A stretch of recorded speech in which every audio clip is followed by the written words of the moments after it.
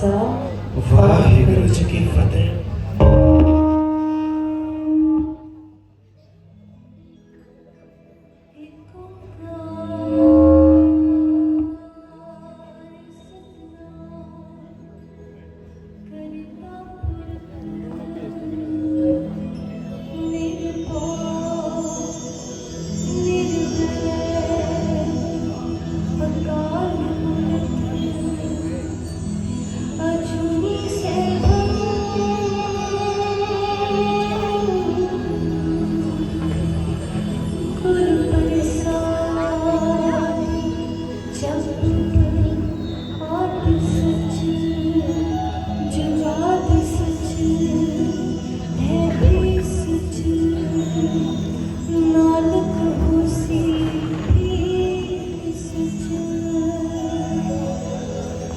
सोचे सोच न हो गई जे सोची चुप चुप न हो गई जे लाया पुखिया पुखना तेरी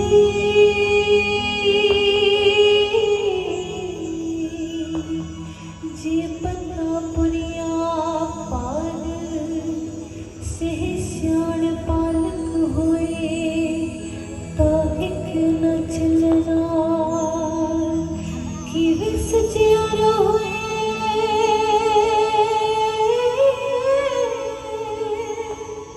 कि वे कूड़े टूटे पार हुक्म रजाई चलना नानक लिखिया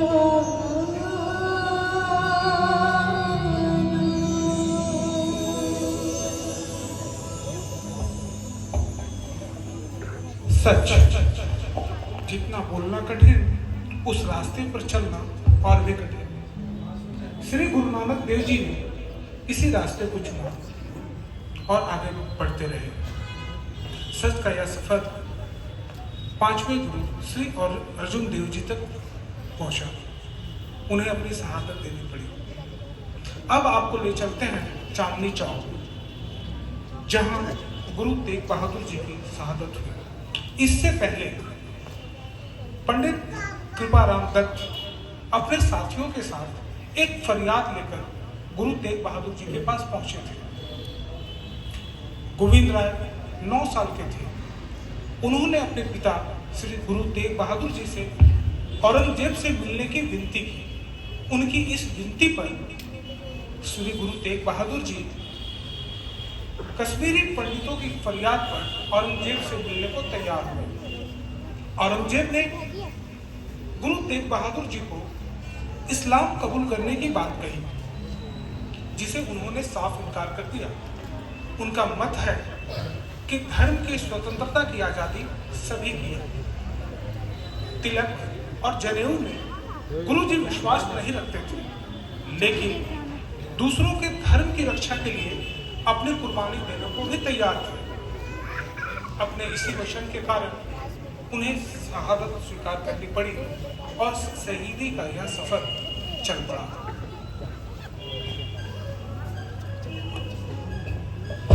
चांदनी दा चौक इकट्ठ है हनेरियां दा। हनेरियां ने अज कतल करना सवेरियां दा। सवेरियां दे रथ विचों अज नूर एक चढ़ेगा। हनेरा इत्थे दूर हो सवेरा फिर चढ़ेगा। एक आरी नाल चीर दिता, दूजा तेल विच करदा, तीजा रूह विच लपेट दिता, वेखो हस हस सड़दा। पिंजरे चा बैठ गुरु अखी ने निहार दे। तन सिखी बेमुख तो उजाड़ दे। मोहन भैया, आप तो सरहद और चमकौर गए थे ना? आपने वहाँ क्या देखा, क्या सुना? हाँ, तुमने सच कहा। ना कॉलेज पूरी और जो सुना वो शहादत की सबसे बड़ी मिसालों में से एक है। आपको कोई ऐसा उदाहरण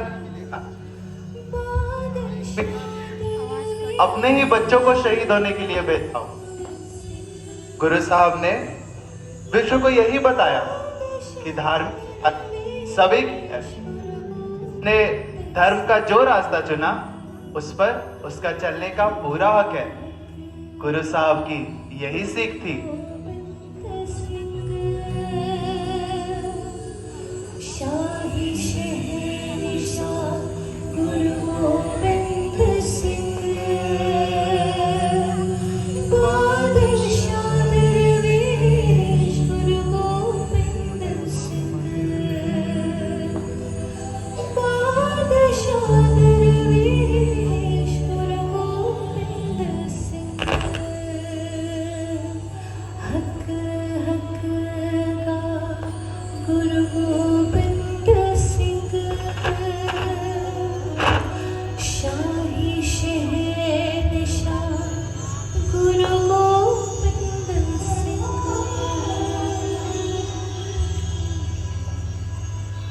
बस एक हिंद में तीरथ है यात्रा के लिए, बस एक हिंद में तीरथ है यात्रा के लिए, कटाए बाप ने बच्चे जहां खुदा के लिए।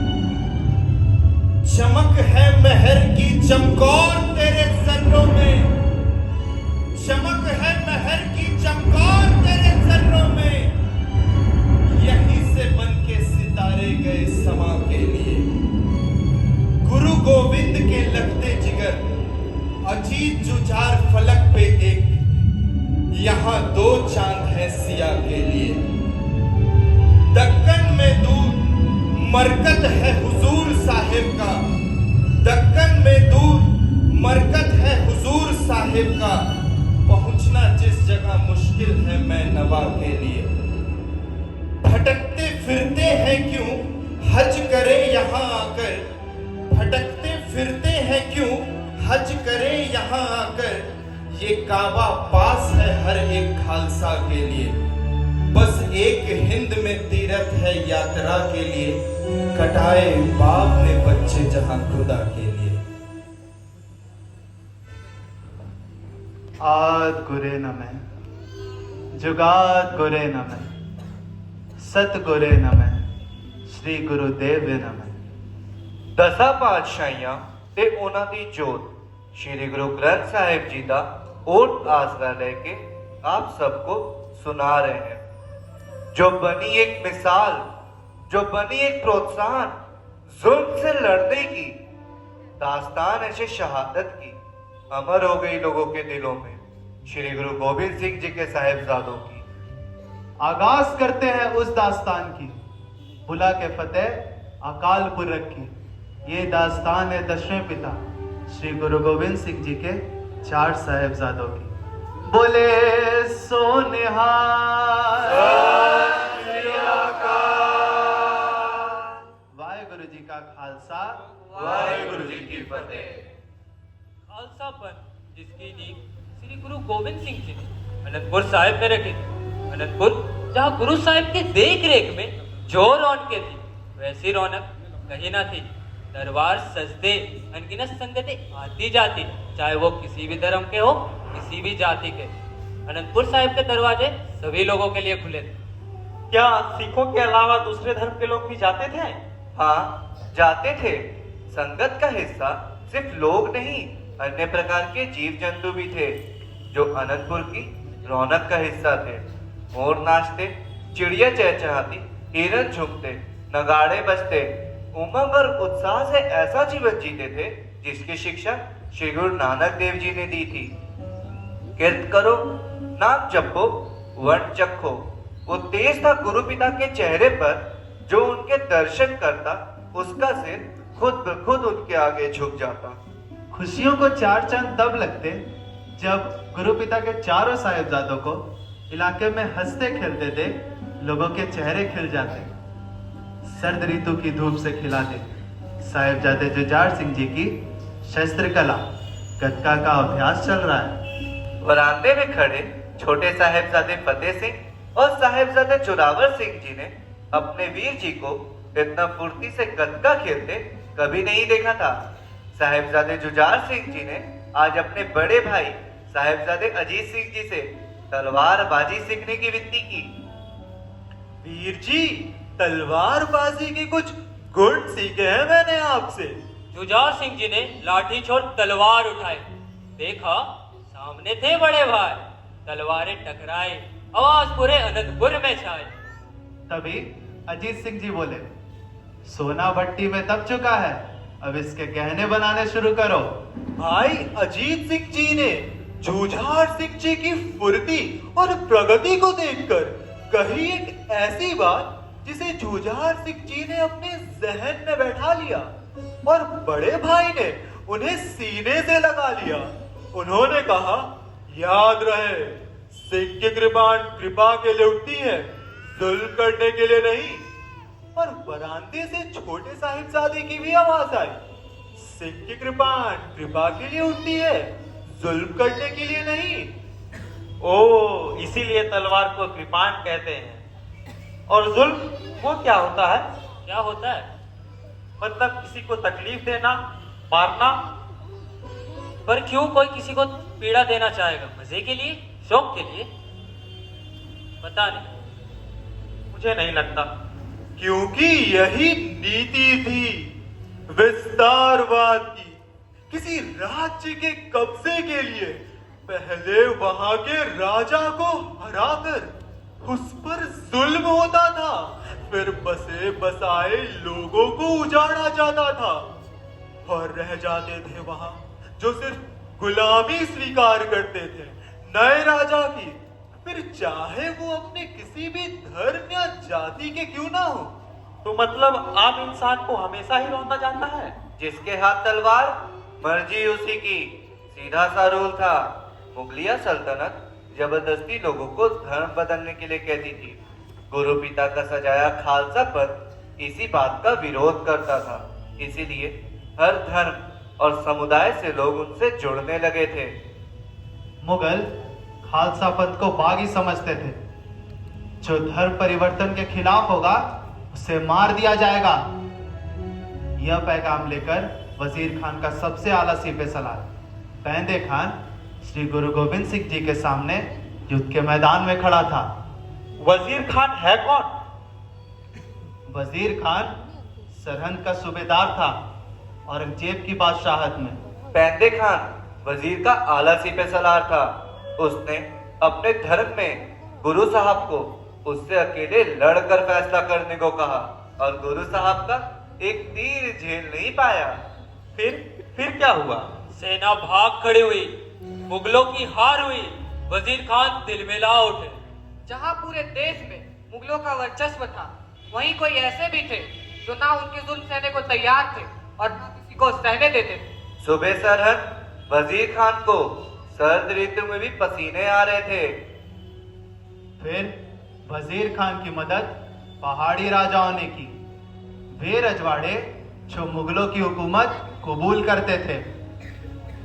अनंतपुर साहिब पर फिर हमला हुआ और युद्ध 6 महीने तक चला। वजीर खान अब तक तो यह समझ चुका था कि अनंतपुर के किले में रहते हुए गुरु साहब को हराना नामुमकिन था।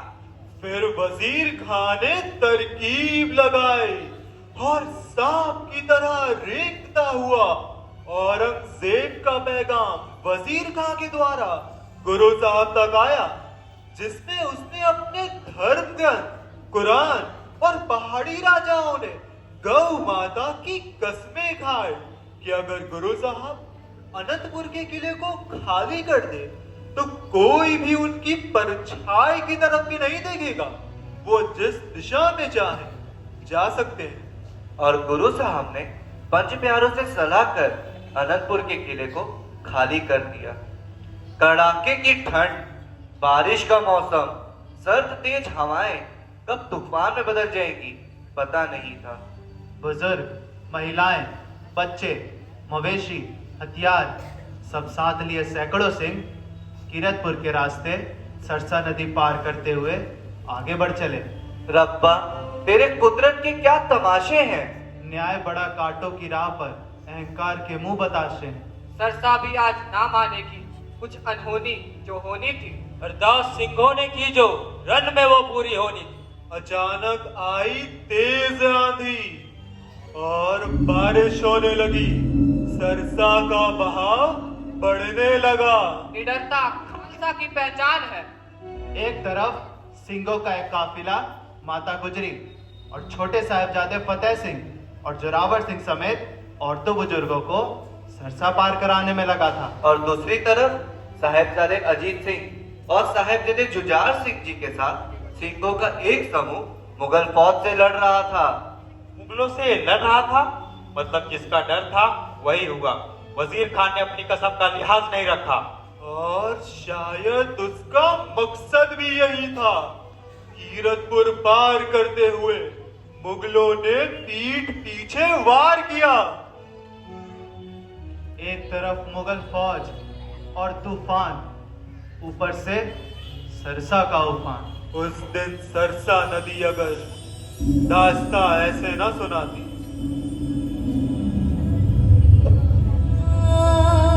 तिरसता पहाड़दा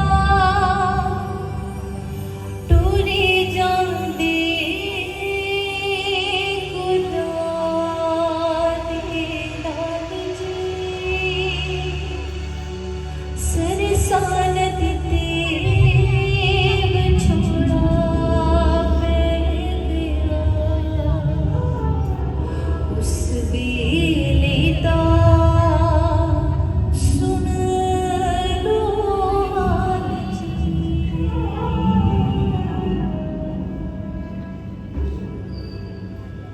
वीर जी, जोर से झप्पी डालने को जी करता है। सबसे छोटे सबके लाडले साहिबजादे फतेह सिंह ने अपनी मासूम आवाज में भाई अजीत सिंह जी को कहा था जब वो आनंदपुर का किला खाली कर रहे थे। तभी साहिबजादे अजीत सिंह जी और साहिबजादे जुझार सिंह जी ने छोटे साहिबजादों को झप्पी डाली। हर एक दिन का आंसू बहा रहा। यही गुरु पिता अपने परिवार से एक दूसरे से आखिरी मुलाकात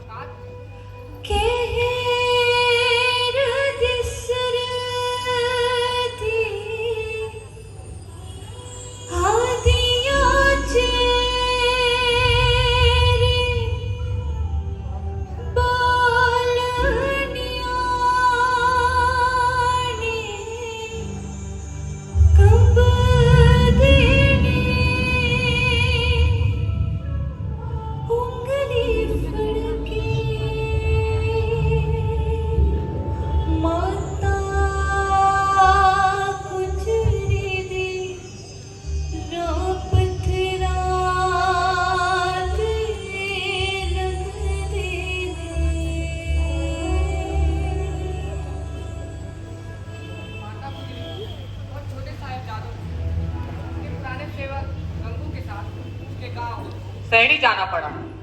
माता सुंदरी जी ने दिल्ली का रुख किया और गुरु जी साहिबजादे अजीत सिंह जी और साहिबजादे जुझार सिंह जी के साथ चमकौर की गढ़ी की ओर गए। अजीते जुझार मेरे आएंगे सरसा नदी ते विछोड़ा पै गया उस वेले दा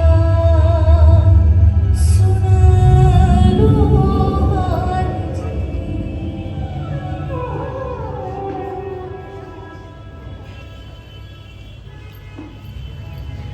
सुनो सुनो सुनो, ध्यान से सुनो। ईद कबीर अपने सिखों के साथ चमकौर की गढ़ी में पहुंचे हैं।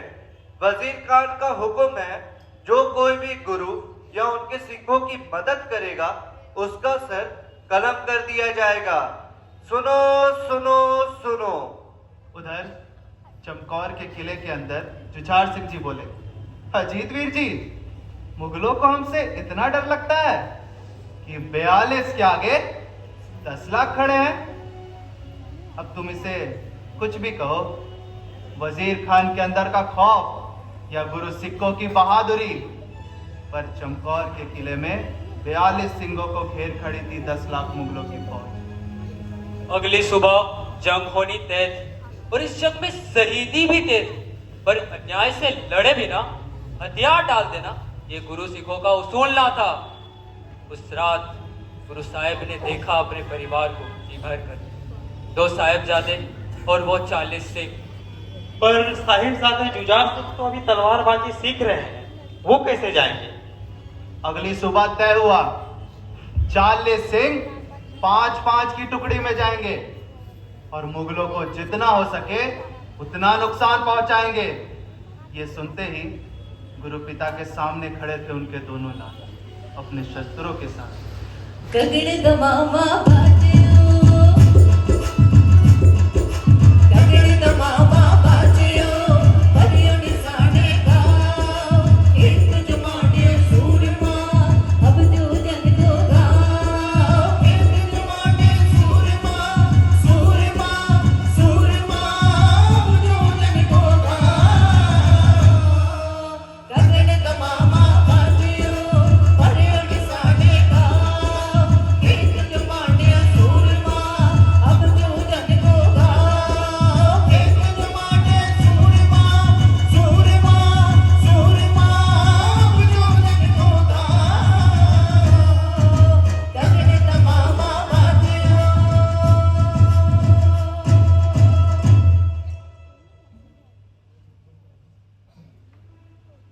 साहिबजादों को जंग के मैदान में भेजना ये भला बाकी सिंह कैसे होने देते।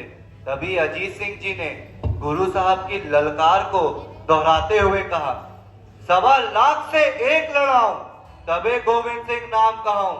और गुरु साहब ने अपने दोनों साहिबजादों को एक एक मोर्चा संभालने की जिम्मेदारी दी। बोले सो निहाल।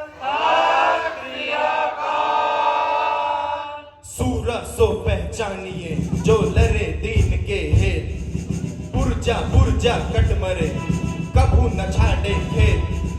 सूरा सो पहचानिए जो लरे दीन के हेत, पुरजा पुरजा कट मरे कभू न छाड़े खेत। और ना जाने कितने ही मुगल सैनिकों को वीर अजीत सिंह जी ने मौत के घाट उतार दिया। पर जब सैनिकों ने उन्हें चारों तरफ से घेर लिया, तब उन्होंने अपना आखिरी निशाना लगाया वजीर खां की आंखों पर और रब का नाम लेके शहीदी स्वीकार की। वजीर खान और मुगलों की सेना उत्साह से भर गई। फिर एक तेज गर्जन हुई, मानो आसमान में कोई बादल फटा हो। पर यह आवाज थी सिंगों के दहाड़ की। पलक झपकते ही सिंगों की एक और टुकड़ी युद्ध के मैदान में थी, जिसका मोर्चा संभाल रहे थे साहिबजादे जुझार सिंह।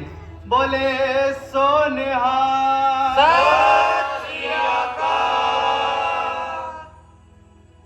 मुगलों को गहरी घाव पहुंचाते हुए सिंगों की एक और टुकड़ी शहीद होने को थी। रणभूमि में अकेले खड़े थे साहिबजादे जुझार सिंह। ललकारते हुए बोले, वजीर खान, माना कि मैं एक और तुम हो लाखों हजारों, पर मेरी आखिरी बची सांस में भी मैं कम से कम 20 योद्धा गिरा के जाऊंगा। और ये हुआ भी। दोनों बड़े साहिबजादे और सिंगों के शहीद होने के बाद गुरु पिता ने खुद शस्त्र उठाया, पर बाकी सिंगों को यह मंजूर न था। उनका मन था, गुरु है तो पंथ है, खालसा ही गुरु है, गुरु ही खालसा है। पंच प्यारों का फैसला अटल होगा। यह अधिकार गुरु साहब ने ही होने दिया था। पंच प्यारों ने गुरु साहब को गड़ी छोड़कर जाने की विनती की। तभी गुरु साहब ने मुगलों के खेमे को ललकारते हुए कहा, हिंद का वीर जा रहा है। रोक सको तो रोक लो, हिंद का वीर जा रहा है। रोक सको तो रोक लो, हिंद का वीर जा रहा है। रोक सको तो रोक लो। मित्र प्यारे नो हाल मुरीद के ना, मित्र प्यारे नो हाल मोरी दादा के ना तुध बिन रोग रजाइया दयोड़न तुध बिन रोग रजाइया दयोड़न नाग निवास डरना नाग निवास डरना मित्र प्यारे नो हाल मोरी दादा के ना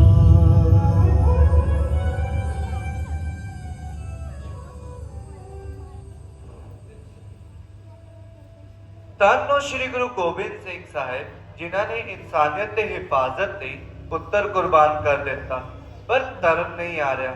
धन ने सिखाया खालसा पंथ की जो हमेशा मुस्लिमों का साथ देने को कहती है।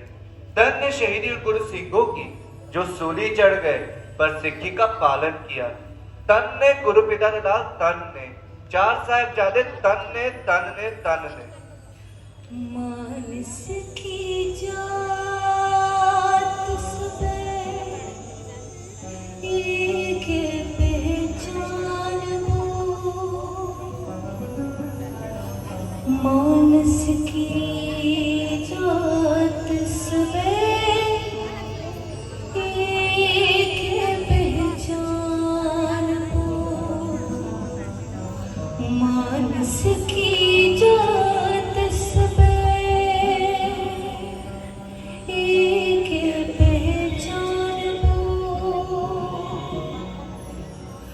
मानस की जात सब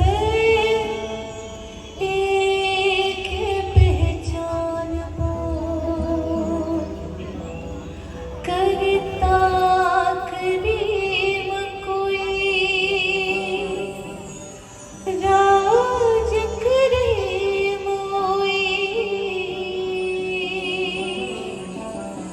दूसरों ना पेद भूल ब्रह्म मान करता करीब कोई राज करीब दूसरों ना पेद कोई भूल ब्रह्म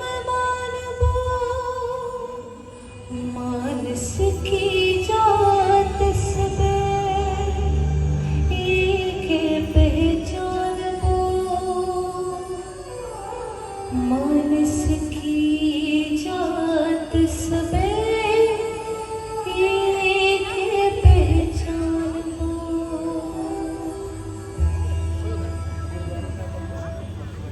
और छोटे साहबजादों का क्या हुआ? लो सुनो। दादी माँ आज मैंने एक सपना देखा। छोटे साहिबजादे फतेह सिंह जी बोले। मैंने भी सपने में दादाजी को देखा। साहिबजादे जोरावर सिंह जी बोले वो चांदनी चौक दिल्ली में रहते जहाँ उन्होंने एक बड़ा सफेद महल बनाया। वह अजीत वीरे और जुझार वीरे भी थे। दोनों की बातें सुन दादी हैरान थी। हाँ जी, वीर जी बोले सरहद की कुछ दीवारें बहुत ही पुरानी हैं, बाबर के जमाने से भी। ध्यान रखना कहीं कोई दीवार तुम पर गिर ना जाए। छोटे साहिबजादों ने कहा। माता गुजरी सोच में पड़ गई, कहीं उन्हें जो आभास हो रहा था वो सच ना हो जाए। बेईमानी की फितरत है बुज़दिली। माता गुजरी को नहीं पता था एक बेईमान उनके साथ भी चल रहा था। गंगू उनका पुराना सेवक। माता गुजरी के पास असरफियां देखकर गंगू का ईमान डगमगाया। न सिर्फ उसने असरफियां चुराई बल्कि इनाम के लालच में माता गुजरी व छोटे साहिबजादों का पता वजीर खान को दे दिया। अहम और बदले की आग में जल रहे वजीर खान ने माताजी और बच्चों की उम्र की परवाह किए बिना पहले उन्हें गिरफ्तार किया और फिर उन्हें ठंडे बुर्ज में कैद कर लिया।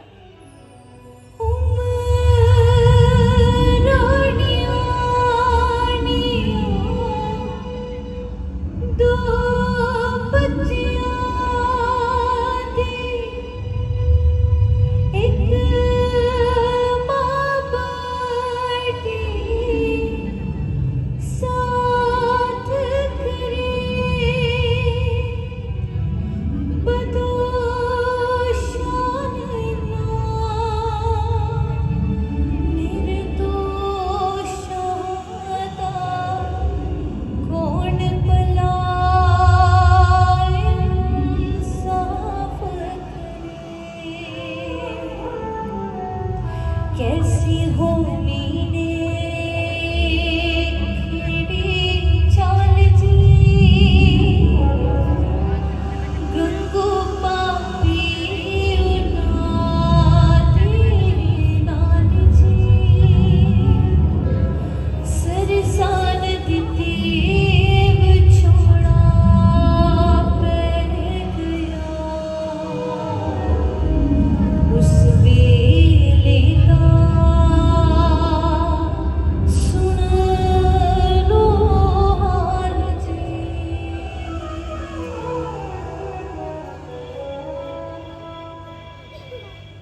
फिर वजीर बोला, ये हिंद के पीर का कुटुंब है, इनको किसी चीज की कमी नहीं, इसलिए कोई ने कुछ भी नहीं देगा। कोई बिस्तर नहीं, कोई पानी नहीं, रोटी का एक टुकड़ा भी नहीं। जहां बुर्ज की सर्द हवाओं से अच्छे अच्छों के हाथ पैर नीले पड़ जाते थे, वहां ये 7 साल और 9 साल के बच्चे गुरबानी पाठ कर रहे थे। कितनी अंधेरी रात हो, मगर चाहने वालों को कदम बढ़ाने पर रोशनी तो मिल ही जाती है। मोती मेहरा जी वजीर खां की जेल में कैदियों को खाना खिलाते थे। उन्होंने बिना परवाह किए अपने घर की, परिवार की, अपनी और उनकी जान की 3 रातों तक माताजी और छोटे साहिबजादों को चोरी छुपे से गरम दूध पिलाने की सेवा संभाली। और उनकी इंसानियत के इस कर्म से वो बाबा मोती मेहरा हो गए। वजीर खान ने अब एक चाल चली, माता गुजरी को बुर्ज में ही छोड़ बच्चों को दरबार में बुलाया। बच्चों ने दरबार में घुसते ही जोर से फतेह बुलाई और जो कहा वो सुनकर पूरी सभा उनकी मुरीद हो गई। 7 साल के फतेह सिंह और 9 साल के जोरावर सिंह जी बोले, वाहेगुरु जी का खालसा, वाहेगुरु जी की फतेह। हम वाहेगुरु में विश्वास रखते हैं और उस परमात्मा के आगे ही झुकते हैं जो आत्मा के रूप में हर किसी में बसा है। उसके आगे नहीं जो अपने तलवार के दम पर अपने अहम के लिए लोगों पर जुल्म करे, ताकत का गलत इस्तेमाल करे। गुस्सा पीकर वजीर खां बोला, यहाँ सब मिलेगा, आराम, महल, पकवान। बात हमारी मानोगे तो बख्श दी जाएगी जान। साहिबजादों ने कहा, पंथ ने सबसे पहले हमें मरना सिखाया है, मौत का डरावा अपने पास रखिए खान साहब। वजीर खां बोला, जाने को ठिकाना है नहीं, पिता को हम तुम्हारे पकड़ ही लेंगे। भाई हो गए युद्ध में कुर्बान, अब धर्म हमारा कबूल लो और बदल लो अपना नाम। जिनके दादाजी तन तन श्री गुरु तेग बहादुर जी ने अब कश्मीरी पंडितों को सिख धर्म परिवर्तन से बचाने के लिए अपना शीश कर दिया कुर्बान, आप उनके पोतों को धर्म बदलने की बात करते हो? देख लो कहीं गलती तो नहीं कर रहे खान साहब। सभा भी और प्रजा भी कोस रही थी मनी मन। दादी बच्चों का जुर्म है क्या जो ठंडे बुर्ज में कैद किया? इंसाफ नहीं, ना धर्म है ये, राजा ने नाम डुबो दिया। वजीर बोला, अगर कल सुबह तक दोनों बच्चे और इनकी दादी ने हमारा धर्म नहीं कबूला तो उनको कड़ी से कड़ी सजा होगी। दुश्मन के बच्चों को पकड़ने वाला गंगू शाही इनाम के लिए हाजिर हो। साहेबजादे जा रहे थे, गंगू सामने आया। इनाम मिलने पर भी गंगू का सर शर्म से झुका हुआ था। सजा मिलने पर भी साहेबजादों का सर वक्र से ऊंचा था। आज सभा में क्या हुआ? दादी ने पूछा। हमें बच्चा समझकर डरा रहे थे, साहेबजादों ने कहा। और हमें डराने के लिए कहते हैं कि साहेबजादे अजीत सिंह जी और साहेबजादे जुझार सिंह जी युद्ध के मैदान में मारे गए। तब गुजरी का दिल बैठ गया। बच्चों ने अपने दादाजी और अपने वीरों को एक साथ सपने में देखा था और मेहरा जी ने बताया था कि चमकौर की गढ़ी में घंघोर युद्ध हुआ था। रात ने बिजली लिशके,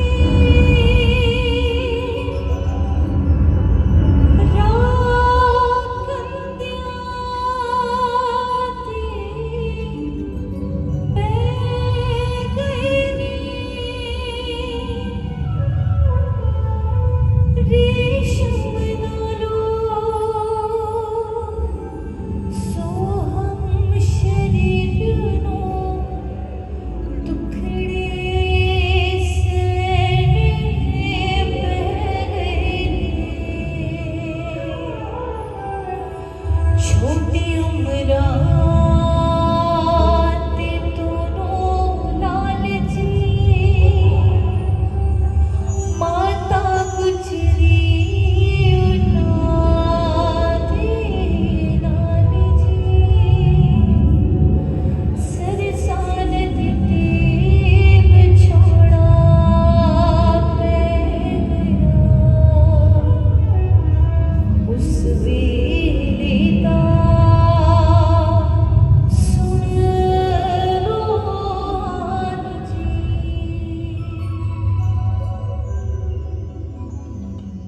अगली सुबह वजीर खान की सभा बैठी। बच्चों को दरबार में बुलाया गया। बड़े दरवाजों को बंद रखा, छोटे दरवाजों को खुला रखा। पर क्यों? क्योंकि जब श्री गुरु गोविंद सिंह जी के चारों साहिबजादे सभा में आए तो अनजाने में उनका सर वजीर खान के सामने झुक जाए। पर वो भी गुरु पिता के लाल थे। क्या कहा था उन्होंने? उनका सिर सिर्फ उस परमात्मा के आगे झुकता है जो आत्मा के रूप में हर किसी में बसते हैं, किसी अहंकारी राजा के सामने नहीं। सैनिक दरवाजे में घुसे सिर झुकाकर। मगर साहिबजादों ने पहले अपने कदम आगे बढ़ाए मगर सर नहीं झुका। फिर बच्चों को बातों में उलझाते हुए वजीर खान ने पूछा कि अगर वो उनको रिहा करे वो क्या करेंगे? साहिबजादों ने कहा, वही करेंगे जो हमारे गुरु पिता कर रहे हैं। गुरु के सिक्कों को इकट्ठा कर फिर से फौज तैयार करेंगे और मुगल फौज के जुल्म और नाइंसाफी के खिलाफ आखिरी दम तक लड़ेंगे। दीवान सुचानंद ने कहा, ये सांप के सपोले हैं, ये हुकूमत को डसना नहीं छोड़ेंगे, इन्हीं को चलना जरूरी है।